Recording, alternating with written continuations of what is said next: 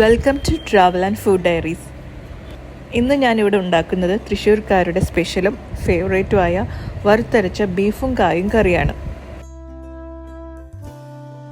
അപ്പോൾ super tasty ആയിട്ടുള്ള ഈ കറിക്ക് വേണ്ട ഇൻഗ്രീഡിയൻസ് എന്താണെന്നൊക്കെ നോക്കാം. ഒരു പ്രഷർ കുക്കറിൽ 1 കിലോ ബീഫ് ചെറിയ കഷ്ണങ്ങളാക്കി മുറിച്ച് കഴുകി വൃത്തിയാക്കി എടുക്കണം. ഇതുപോലെ നെയ്യുള്ള പീസസ് ആണെങ്കിൽ കറിക്ക് രുചി കൂടും. 2 ചെറിയ സവോള നീളത്തിൽ അരിഞ്ഞത് ഏകദേശം 150 ഗ്രാം വെയിറ്റ് ഉണ്ട്. അത് ഇതിലോട്ട് ആഡ് ചെയ്ത് കൊടുക്കണം. നെക്സ്റ്റ് 2 പച്ചമുളക് കീറിയതും 1 തണ്ട് വേപ്പിലയും ഇതിലോട്ട് ചേർക്കുന്നു. അടുത്തത് 10 അല്ലി വെളുത്തുള്ളി ചതച്ചതും 1 കഷ്ണം ഇഞ്ചി ചതച്ചതും ആഡ് ചെയ്ത് കൊടുക്കുന്നുണ്ട്. നെക്സ്റ്റ് 2 ടേബിൾ സ്പൂൺ മല്ലിപ്പൊടി, 3 ടേബിൾ സ്പൂൺ മുളക് പൊടി, 1 ടീസ്പൂൺ മഞ്ഞൾപ്പൊടിയും കൂടെ ചേർത്ത് കൊടുക്കുന്നുണ്ട്. മുളക് പൊടി നിങ്ങളുടെ എരിവിനനുസരിച്ചിട്ട് കൂട്ടിയോ കുറച്ചോ ചേർക്കാം. ഇനി ഇതിലോട്ട് 1 ടീസ്പൂൺ വെളിച്ചെണ്ണയും ആവശ്യത്തിനുള്ള ഉപ്പും കൂടെ ചേർത്ത് നല്ലപോലെ കൈകൊണ്ട് തിരുമ്മിയെടുക്കണം. ബീഫ് വേവിക്കുമ്പോൾ ഓൾറെഡി അതിൽ നിന്ന് കുറച്ച് വെള്ളം വരും. അതുകൊണ്ട് ഞാനിതിൽ 1/4 കപ്പ് വെള്ളം മാത്രമേ ആഡ് ചെയ്യുന്നുള്ളൂ ഇപ്പോൾ. ഇനി നമുക്ക് ബീഫ് വേവിച്ചെടുക്കാം. പ്രഷർ കുക്കറിൽ 1 വിസിൽ വന്നതിന് ശേഷം 15 മിനിറ്റ് ലോ ഫ്ലെയിമിൽ വെക്കുക. 15 മിനിറ്റിന് ശേഷം സ്റ്റവ് ഓഫ് ചെയ്ത് അതിൻ്റെ സ്റ്റീം പോകുന്നത് വരെ വെയിറ്റ് ചെയ്യാം. ബീഫ് വേകുന്ന സമയം കൊണ്ട് നമുക്ക് കറിയിലോട്ട് ചേർക്കാനുള്ള തേങ്ങ വറുത്തെടുക്കാം. അതിനായി 1 കപ്പ് തേങ്ങ ആദ്യം എടുത്തിട്ടുണ്ട്.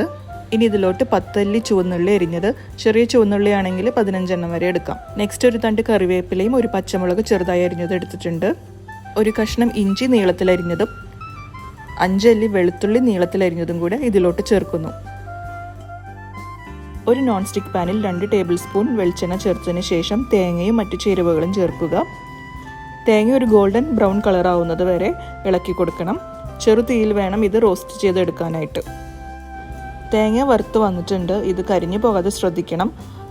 ഇനി ഇതിലോട്ട് ഫ്ലെയിം ഓഫ് ചെയ്തതിന് ശേഷം 1 ടേബിൾ സ്പൂൺ മല്ലിപ്പൊടി കൂടി ആഡ് ചെയ്ത് കൊടുക്കുക. നല്ലപോലെ മിക്സ് ചെയ്യണം. ഇനി ഇതൊന്ന് ചൂടാറട്ടെ. തേങ്ങ നല്ലപോലെ ചൂട് പോയതിന് ശേഷം മിക്സിയുടെ ചെറിയ ജാർ ഉപയോഗിച്ച് ഇതൊന്ന് അരച്ചെടുക്കണം. ആദ്യം ഒട്ട് വെള്ളം ചേർക്കാതെ തേങ്ങ ഒന്ന് ഗ്രൈൻഡ് ചെയ്തെടുക്കണം. അതിനുശേഷം കുറച്ച് വെള്ളം ആഡ് ചെയ്ത് ഒരു പേസ്റ്റ് പരുവത്തിൽ തേങ്ങ അരച്ചെടുക്കണം. ടോട്ടൽ 1 കപ്പ് വെള്ളമാണ് ഞാൻ ഇതിനു വേണ്ടി യൂസ് ചെയ്തത്. തേങ്ങ നല്ലപോലെ അരഞ്ഞ് ഒരു പേസ്റ്റ് പരുവത്തിൽ വന്നിട്ടുണ്ട്. ഇനി ഇതിലോട്ട് 3 പച്ചക്കായ എടുത്തിട്ടുണ്ട്. ഏകദേശം 350 ഗ്രാം വെയിറ്റ് ഉണ്ടാവും. കായ ഈ ഒരു വലുപ്പത്തിൽ മുറിച്ചെടുക്കണം. പച്ചക്കായയ്ക്ക് പകരം കപ്പയോ കൂർക്കയോ യൂസ് ചെയ്യാം. സെയിം കുക്കിംഗ് പ്രൊസീജിയർ തന്നെയാണ് അതിനും വരുന്നത്.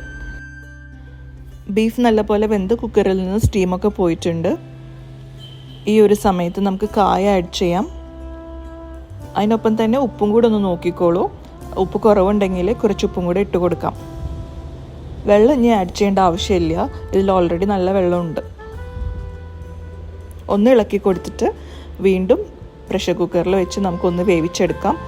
പ്രഷർ കുക്കർ അടച്ച് വേവിച്ചെടുക്കാം. 1 വിസിൽ വന്നിട്ടുണ്ടെങ്കിൽ നമുക്ക് സ്റ്റവ് ഓഫ് ചെയ്യാം. സ്റ്റീം പോയതിന് ശേഷം തുറക്കാം. കായയും കറക്റ്റായി വെന്ത് വന്നിട്ടുണ്ട്. ഈ സമയത്ത് നമ്മൾ അരച്ചു വെച്ചിരിക്കുന്ന തേങ്ങ ഇതിലോട്ട് ചേർത്ത് കൊടുക്കണം. അല്പം വെള്ളം മിക്സിയുടെ ജാറിലോട്ട് ഒഴിച്ചു കൊടുത്ത് മിക്സി ഒന്ന് ചുറ്റിച്ചെടുത്ത് അതും കൂടി ഇതിലോട്ട് ഒഴിച്ചു കൊടുക്കുന്നുണ്ട്. നിങ്ങൾക്ക് എത്ര ഗ്രേവി വേണോ അതിനനുസരിച്ചിട്ട് വെള്ളം ആഡ് ചെയ്യണം. ഈ സമയത്ത് ഉപ്പും എരിവൊക്കെ ഒന്നും കൂടെ നോക്കൂ. ഞാൻ ഇതിലോട്ട് 1 കപ്പ് വെള്ളമാണ് ആഡ് ചെയ്തത്. കറി നല്ലപോലെ തിളച്ച് വരുമ്പോൾ നമുക്കിതൊന്ന് കാച്ചിയെടുക്കാം. ഇനി നമ്മൾ തേങ്ങ വറുത്തെടുത്ത അതേ പാനിൽ തന്നെ 5 വലിയ ചുവന്നുള്ളി നീളത്തിലരിഞ്ഞത് എടുത്തിട്ടുണ്ട്. അതിലോട്ട് 1 തണ്ട് കറിവേപ്പിലയും ആവശ്യത്തിന് വെളിച്ചെണ്ണയും ഒഴിച്ച് ഉള്ളി മൂപ്പിച്ചെടുക്കണം.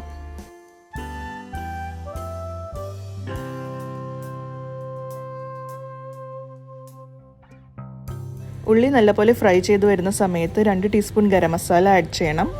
എരിവ് അല്പം കുറവാണെന്ന് തോന്നിയത് കൊണ്ട് 1 ടീസ്പൂൺ മുളക് പൊടിയും കൂടെ ആഡ് ചെയ്തിട്ടുണ്ട്. ഇനി ഈ പൊടികളുടെ പച്ചമണം മാറി മൂത്ത് വരുമ്പോൾ നമുക്ക് പ്രിപ്പയർ ചെയ്ത് വെച്ച ബീഫിലോട്ട് ഇത് ഒഴിച്ചു കൊടുക്കാം. അപ്പോൾ തൃശ്ശൂർ സ്റ്റൈലിലുള്ള വറുത്തരച്ച ബീഫും കായും റെഡിയാണ്. വളരെ ടേസ്റ്റിയാണ്. ഇത് നിങ്ങൾ എന്തായാലും ട്രൈ ചെയ്യണം. ചപ്പാത്തി, അപ്പം, റൈസ്, വട്ടയപ്പം ഇതിൻ്റെ കൂടെയൊക്കെ ഇത് ബെസ്റ്റ് കോമ്പിനേഷനാണ്.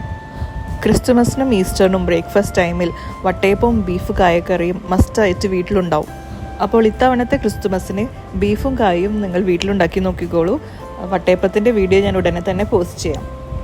വീഡിയോ ഇഷ്ടമായെങ്കിൽ ലൈക്ക് ചെയ്യണം, ഷെയർ ചെയ്യണം, ചാനൽ സബ്സ്ക്രൈബ് ചെയ്യണം.